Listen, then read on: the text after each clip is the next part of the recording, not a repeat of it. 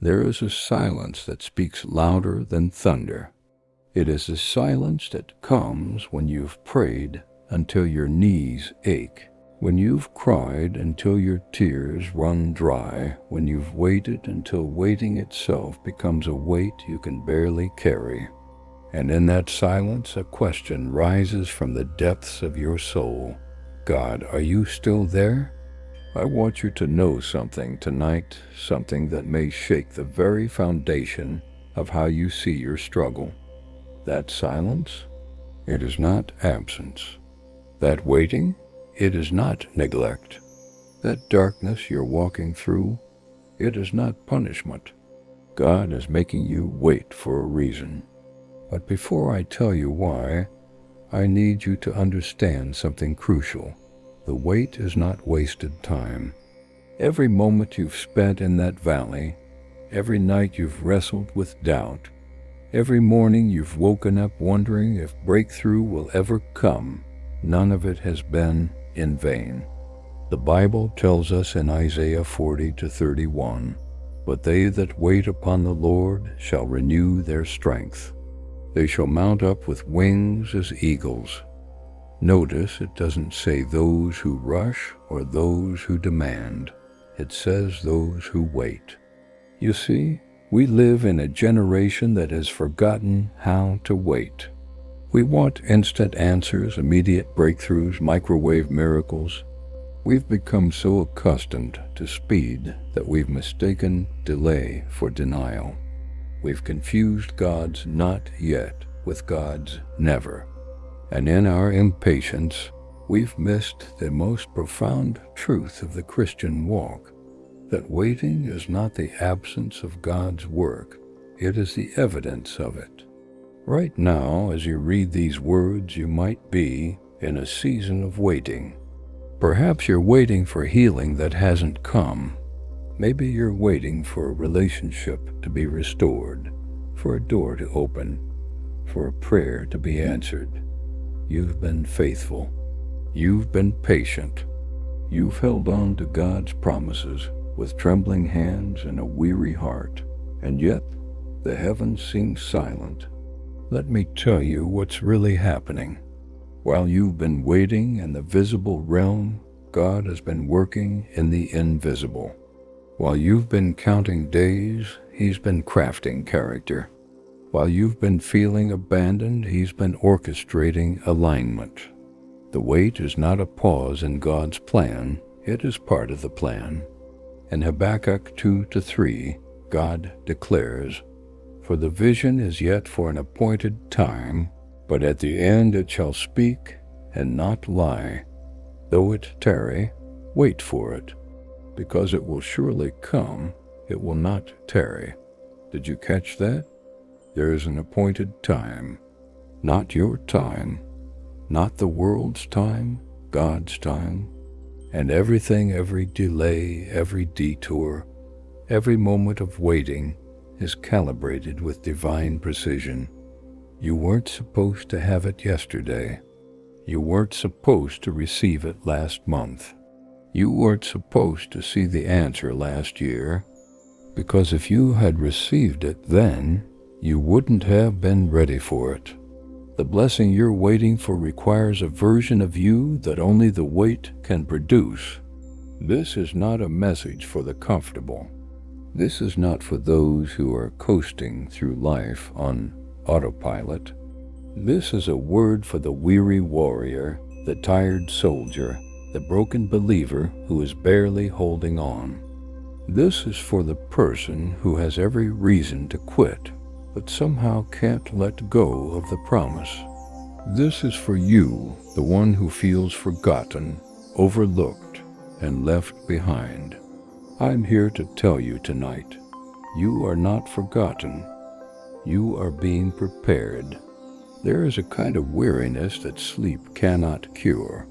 It settles in your bones like winter frost. It clouds your mind like morning fog that refuses to lift. It whispers in the quiet moments. Maybe you heard God wrong. Maybe the promise was never real. Maybe you're just fooling yourself. This is the weariness of prolonged waiting. the kind that doesn't just tire your body, but exhausts your soul. A heart that has waited too long is like a lamp whose oil is running low. The flame flickers. The light grows dim, and with each passing day the fear grows. What if the oil runs out before morning comes? You know this feeling, don't you? You've been standing on the same promise for months, perhaps years. You've confessed it, declared it, believed it with everything in you. You've done everything the preachers told you to do. You've fasted, you've prayed, you've worshiped, you've given, you've served, and yet nothing has changed. The situation looks the same. The door remains closed. The answer remains distant. And somewhere along the way, something inside you began to break. Not your faith necessarily, but your hope. Not your belief in God's existence, but your confidence in His timing. You still believe He can do it. You're just no longer sure He will do it. Not for you. Not anymore. Proverbs 13:12 captures this perfectly. Hope deferred makes the heart sick, but a longing fulfilled is a tree of life. Hope deferred. Not hope destroyed, but hope postponed. And that postponement, that constant deferral, creates a sickness of the soul that medicine cannot touch and doctors cannot diagnose. This is the condition of the modern believer. We are tired. Not the kind of tired that comes from working hard, but the kind that comes from hoping hard. We've hoped so long that hoping itself has become painful. We've believed so persistently that belief has become burden. And in this place of weariness, the enemy whispers his most effective lies. He doesn't come with obvious deception. He comes with logical questions. How much longer will you wait? How many more prayers will you pray? How many more tears will you cry? Isn't it time to be realistic? Isn't it time to let go? These questions sound reasonable because they're wrapped in the language of wisdom, but they're poison dressed as prudence. The enemy knows he can't make you deny God outright, so instead he tries to make you settle. He tries to convince you that accepting less than God's promise is maturity, that lowering your expectations is wisdom, that making peace with disappointment is faith. But settling is not faith, it is surrender.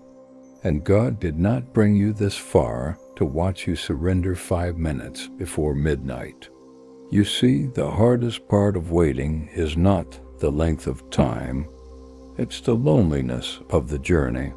When you're waiting for something everyone else already has, the isolation becomes unbearable.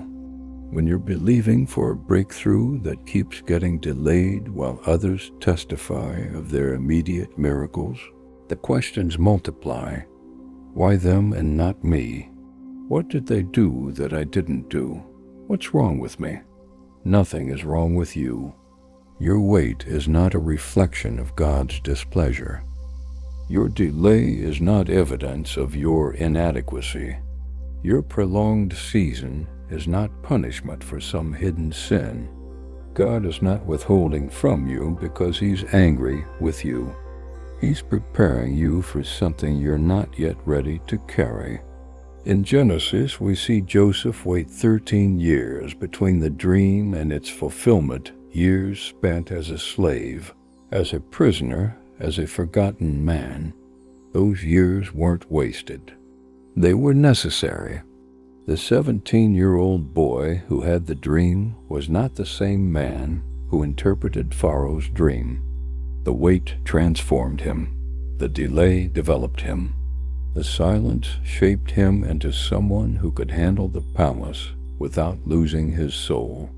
That's what God is doing with you. While you wait, He is working on you.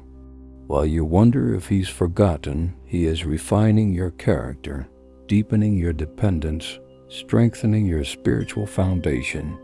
The blessing you're waiting for is bigger than you realize, and it requires a bigger version of you. But here's the painful truth. Growth hurts. Transformation is uncomfortable. And in the middle of the process, when you can't see the end result, it just feels like suffering. You feel like you're being punished when you're actually being prepared. You feel like you're being overlooked when you're actually being positioned. You feel like you're moving backward when you're actually being set up for a comeback that will leave everyone, including you, in awe. The human condition is this. We want the blessing without the process. We want the promotion without the preparation. We want the testimony without the test. But that's not how God works. He doesn't just give you what you want. He makes you into someone who can sustain what you've been asking for. And that takes time. Now hear this truth and hear it well. God's delays are always deliberate. Nothing in your life is happening by accident. No door closes randomly. No prayer goes unanswered by chance. No season extends without purpose. Everything, absolutely everything, is working together under divine orchestration, even when it looks like chaos, even when it feels like abandonment, even when it seems like nothing is working at all. Romans 8:28 declares, "And we know that all things work together for good to them that love God, to them who are the called according to his purpose."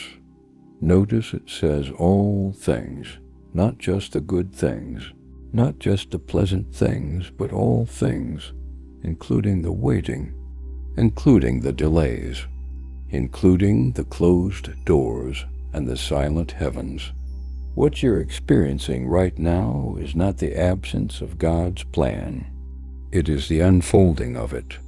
Let me reveal something to you that will change how you see your wait. God is not just preparing your blessing. He is preparing you for your blessing. And those two processes don't happen simultaneously. First comes the internal preparation, then comes the external manifestation. Think about it this way. A farmer doesn't plant a seed and expect to harvest the next day. There is a process. The seed must be buried in darkness. It must be watered. It must break open. It must send roots deep into the soil before anything visible appears above ground. And during all that time, if you were to dig up the seed to check on it, you would destroy the very process that's bringing life. Your wait is like that seed in the ground. Right now, you're in the dark. You can't see what's happening. You can't measure the progress. All you know is that you planted something in faith and nothing has emerged yet. But beneath the surface and the invisible realm roots are growing.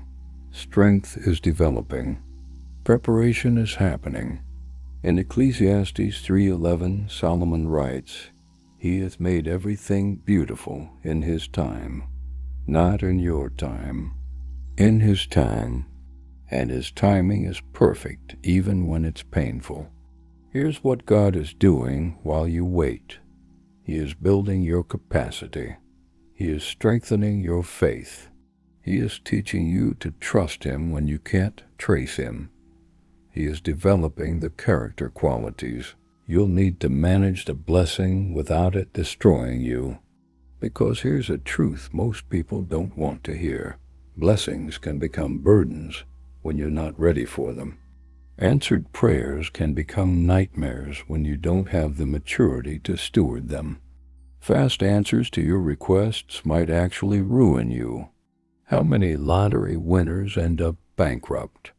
How many people who get famous overnight lose their souls? How many relationships that start in a rush end in disaster? Speed is not always a blessing. Sometimes the greatest gift God gives you is making you wait until you're ready. David was anointed king as a teenager, but he didn't sit on the throne until he was 30. That wasn't divine delay, that was divine wisdom. Those years in the wilderness, running from Saul, hiding in caves, leading a ragtag group of broken men, those were the years that made him into a man who could handle the crown. If David had received the throne at 17, it would have destroyed him. The weight saved him. The same is true for you. What you're asking God for requires strength you don't have yet, wisdom you haven't gained yet, character you haven't developed yet. And God loves you too much to give you something that will break you. So he makes you wait, not to punish you, but to protect you. Not to deny you, but to develop you. Psalm 27-14 counsels, "Wait on the Lord, be of good courage, and he shall strengthen thy heart." Wait, I say, on the Lord. Notice the promise. While you wait, he strengthens your heart. The wait itself is part of the strengthening process. And there's something else happening in the wait that you need to understand. God is aligning circumstances. He's moving pieces you can't see on a chessboard you don't have access to. He's coordinating people, timing events, orchestrating connections. Your blessing isn't just about you being ready, it's about everything else being in position. Sometimes God has to rearrange your entire life to bring you what he promised. He has to close certain doors so others can open. He has to remove certain people so the right people can enter. He has to take you through valleys so you'll appreciate the mountaintop. He has to let you experience lack so you'll never take abundance for granted. The wait is not wasted time. It is working time. It is preparation time. It is alignment time. And every day you wait in faith, you're growing stronger, wiser, more prepared for what's coming. The delay is not decreasing your blessing, it's increasing your capacity to receive it. But now I must tell you something that might be difficult to hear, something that carries the weight of eternity in its warning. How you wait matters. Not all waiting is faithful waiting. Not all patience is godly patience. It is possible to wait with bitterness instead of faith. It is possible to endure without trusting. It is possible to remain in place while your heart wanders far from God. And if you're not careful, the very season that was meant to prepare you can instead poison you. Listen closely. The enemy doesn't just want you to stop believing. He wants you to keep waiting, but with the wrong spirit. He wants you to stay in church but leave in your heart. He wants you to keep praying but stop expecting. He wants you to maintain the appearance of faith while nurturing secret resentment toward God. This is perhaps his most subtle and most dangerous strategy, to make you believe you're still faithful when you've actually become bitter, to make you think you're still trusting when you've actually started doubting, to make you feel like you're still waiting on God when you've actually given up and you're just going through the motions. Hebrews 10:35-36 warns us, "Cast not away therefore your confidence, which hath great recompense of reward. For ye have need of patience, that after ye have done the will of God, that might receive the promise." Notice the warning. Don't cast away your confidence. That means it's possible to do so. It means the temptation to quit is real and powerful. Do not play with this season. Do not take this waiting lightly. Do not assume you can coast through this time without intentional faith, without deliberate trust, without conscious surrender to God's timing. Because here's what happens when you wait without faith. You become hard. Your heart, which was meant to be softened by the wait, becomes stone. The trials that were meant to make you tender make you cynical instead. The delays that were supposed to teach you patience teach you suspicion. The closed doors that should have increased your dependence on God increase your independence from Him, and before you know it, you're still standing in the same place, but you're not the same person. You've become someone who attends church but doesn't encounter God. Someone who reads the Bible but doesn't believe it. Someone who prays but doesn't expect answers. Someone who carries the label of Christian but lost the life of Christ. Do not let this happen to you. Do not allow the wait to make you bitter. Do not permit the delay to make you doubtful. Do not let the silence convince you that God has abandoned you. In the book of Job, we read about a man who lost everything, his wealth, his children, his health, and yet he declared, "Though he slay me, yet will I trust in him." Job 13:15. That is the kind of faith God is looking for in this season. Not the faith that trusts when everything goes well, but the faith that trusts even when everything goes wrong. Not the faith that believes when the answer comes quickly, but the faith that believes even when the heavens are silent. And here's another warning you need to hear. Do not compare your wait to someone else's breakthrough. This is one of the quickest ways to poison your faith. When you start measuring your journey against someone else's timeline, when you start questioning God because He blessed them quickly, but is making you wait longer, when you start feeling like God plays favorites, you open a door to bitterness that will destroy you from the inside out. Their breakthrough is not your breakdown. Their testimony is not your test. Their timeline is not your trial. God has a unique plan for your life, and it doesn't look like anyone else's. Stop watching their clock and trust your own process. Galatians 6-9 exhorts us, "And let us not be weary in well-doing, for in due season we shall reap. If we faint not," the promise is clear, you will reap. But there's a condition. If you faint not, that means it's possible to give up right before harvest. It's possible to quit 5 minutes before midnight. It's possible to walk away from the promise just before it manifests. Do not be that person. Do not ignore the signs God is giving you. Do not miss the small miracles while you're waiting for the big one. Do not overlook His provision today because you're fixated on the promise for tomorrow. Do not become so focused on what you don't have that you forget to thank Him for what you do have.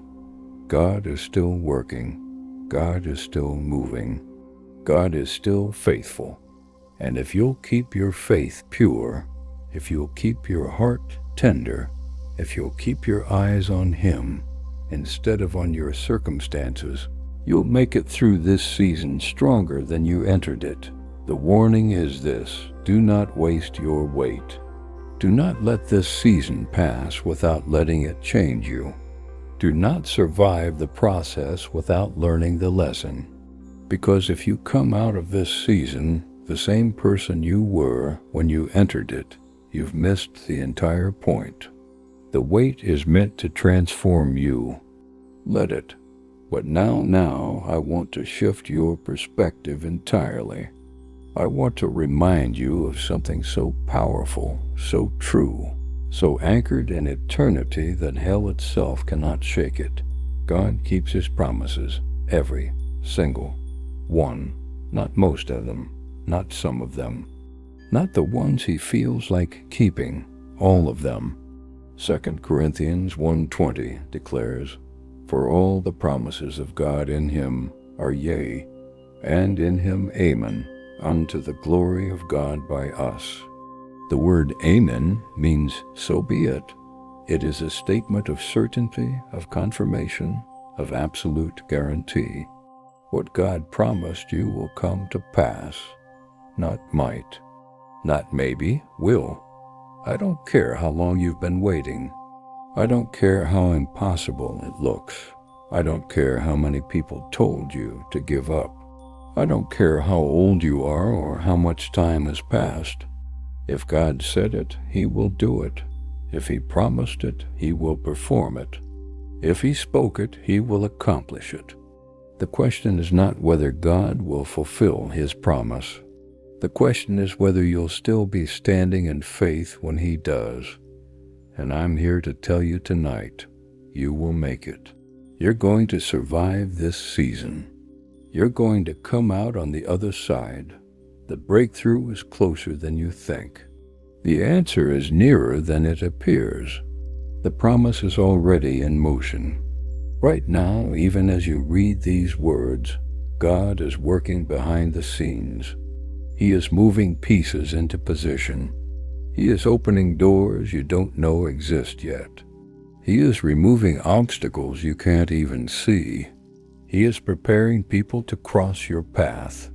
He is orchestrating events that will blow your mind. Isaiah 55:11 assures us, "So shall my word be that goeth forth out of my mouth. It shall not return unto me void, but it shall accomplish that which I please, and it shall prosper in the thing whereto I sent it." God's word, His promise to you, cannot fail.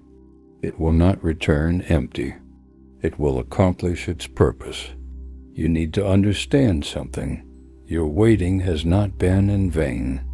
Every tear you've cried, God has collected. Every prayer you've prayed, God has heard. Every night you've spent awake, wrestling with doubt, God has been with you. Nothing has been wasted. Nothing has been forgotten. Nothing has been ignored. And when the breakthrough comes, and it will come, you're going to understand why the wait was necessary. You're going to look back and see how every closed door led you to the right open door. You're going to realize how every no was protecting you from something that wasn't God's best. You're going to understand that the delay was actually divine timing. The wait is almost over. I can't tell you if it will be tomorrow, next week, next month, or next year, but I can tell you this. It's coming. The promise is still alive. The word God spoke over your life is still active. The vision He gave you is still valid. Don't give up now. Don't quit in the fourth quarter. Don't walk away when you're standing on the edge of your breakthrough. The devil wants you to quit now because he knows what's about to happen. He knows your season is shifting. He knows your wait is ending. So he's throwing everything at you to make you give up before you see it. But you're not going to give him that satisfaction. You're going to stand. You're going to believe. You're going to keep trusting God even when the weight feels unbearable. Because you know deep in your spirit, you know that God is faithful. Lamentations 3:22-23 reminds us, "It is of the Lord's mercies that we are not consumed, because His compassions fail not. They are new every morning. Great is thy faithfulness." Every morning His mercy is new. Every day His faithfulness is renewed. He has not forgotten you. He will not abandon you. He is with you in the wait, and He will be with you in the breakthrough. Your story is not over. Your testimony is still being written. Your miracle is still on the way. And when it comes, it's going to be so good, so perfect, so worth the wait, that you'll understand why God made you wait. Hold on. Keep believing. Stay faithful. Your wait is not wasted, it's working. So what will you do with this word tonight? Will you let it fade like every other sermon you've heard, or will you let it anchor your soul in this season? Will you allow these truths to strengthen your faith, or will you continue walking in doubt, and discouragement. The choice is yours. But I want to leave you with this final word, a word that I pray will echo in your spirit long after you've finished reading. God is making you wait because He loves you, not because He's forgotten you. Every delay is drenched in His love. Every closed door is guided by His wisdom. Every moment of waiting is wrapped in His faithfulness. You are not being punished. You are being prepared. You are not being overlooked. You are being positioned. You are not being denied. You are being developed. And when your breakthrough finally comes, and it will come, you will look back on this season and realize it was the most important season of your life.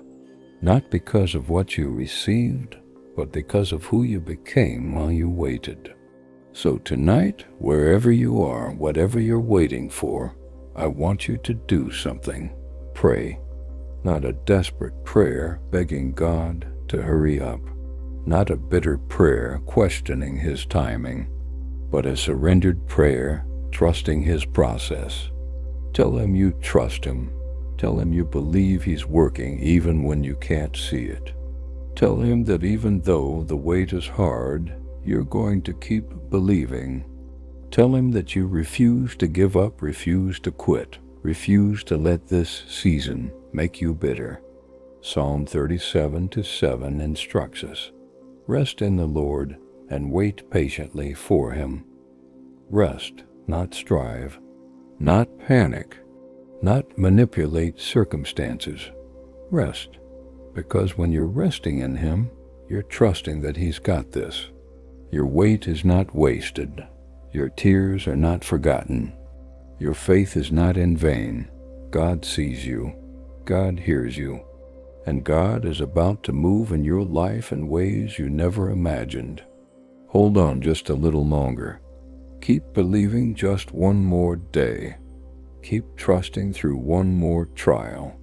Because the God who makes you wait is the same God who never breaks His promises. And your promise is coming.